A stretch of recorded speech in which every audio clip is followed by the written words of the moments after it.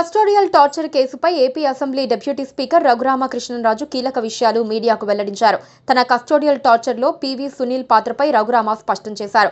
ప్రజాప్రభుత్వంలో న్యాయం జరుగుతుందని నమ్ముతున్నారని చెప్పారు. దోషులకు శిక్ష పడుతుందనే సంపూర్ణ విశ్వాసం ఉందని అన్నారు. వైసీపీ అధినేత జగన్మోహన్ రెడ్డి అసెంబ్లీకి వచ్చి తన మనోభావాలు చెప్పాలని AP assembly deputy speaker Raghuramakrishnaraju అన్నారు. ప్రతిపక్ష హోదా స్పీకర్ సీఎం ఇస్తారా? ప్రజలు ఇవ్వాలని చెప్పారు. ఎమ్మెల్యే ఎవరైనా 60 రోజుల పాటు లీవ్ అడగకుండా సభకు రాకుంటే అనర్హత పడుతుందని అన్నారు. తన కస్టోడియల్ టార్చర్లో పీవీ సునీల్ పాత్రపై రఘురామ స్పష్టం చేశారు. ప్రజా ప్రభుత్వంలో న్యాయం జరుగుతుందని నమ్ముతున్నారని చెప్పారు.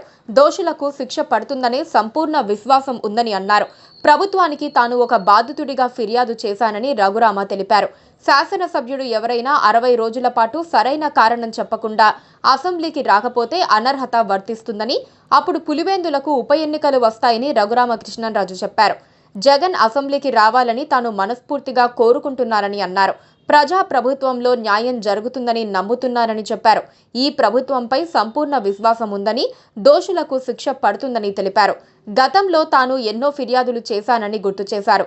సమాజాన్ని మతాలు, కులాల వారీగా విడగొట్టే విధంగా వైసీపీ నేతలు మాట్లాడారని ఆరోపించారు.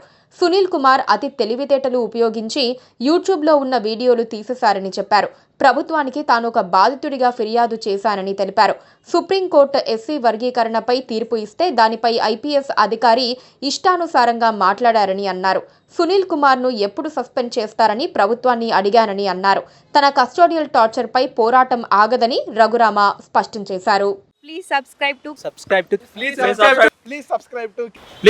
to KTV Telugu. KTV Telugu. KTV Telugu. KTV Telugu channel.